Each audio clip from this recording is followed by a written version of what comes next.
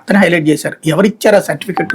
వరుస అంతర్జాతీయ కంపెనీ అని అమెరికాలో వడ్డీ కొట్టు పెట్టుకుని దాని ప్రకారం ఇక్కడ చెప్పేస్తే సరిపోతుందా? అక్కడ $300 మాత్రమే పన్ను కట్టినటువంటి సంస్థ. అది అంతర్జాతీయ సంస్థ ఎట్లయింది? ఆ వెబ్సైట్ ఆ డీటెయిల్స్ ఏదో చూపించచ్చు కదా. ఇంకోటి ఆ జియో కాపీ ఏదో చూపించచ్చు కదా జనానికి. ఎందుకు చూపించట్లేదు? టీసీఎస్ ఏమో 99 బేస్లో అన్నటువంటిది క్యాబినెట్లో తీర్మానించి దీని గురించి ఎందుకు బయటికి చెప్పలేదు? ఇంకోటి ఇప్పుడు ఏది విశాఖలో ₹1,00,00,000 ఇచ్చింది. మరి అప్పుడు దాన్ని కుంభకోణం అని మనమే అన్నాం కదా. ఇప్పుడు మరి ఎట్లా ఇస్తున్నారు 50 లక్షల రూపాయలకే? ఇది కదా సమస్య. ఇక్కడ ఈ 3 పేర్లు చెప్పారు కరెక్ట్. కియా, అమరావతి, నేడు వరుస వీటి గురించి.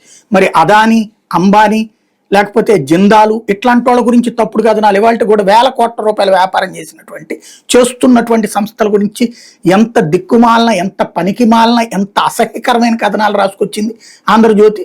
వాళ్ళు ప్రముఖ పారిశ్రామికవేత్తలేమో వెధవలు, వీళ్ళేమో ఇప్పుడు కొత్తగా మేము పరిశ్రమ పెట్టి ఏదో పొడుస్తామంటున్నటువంటి వాళ్ళేమో అద్భుతమైనటువంటి నాయకులు. ఇది ఆంధ్రజ్యోతి యొక్క పైత్యం. జర్నలిజాన్ని దిగజార్చడంలో పతాక స్థాయికి చేరినటువంటి వైనం.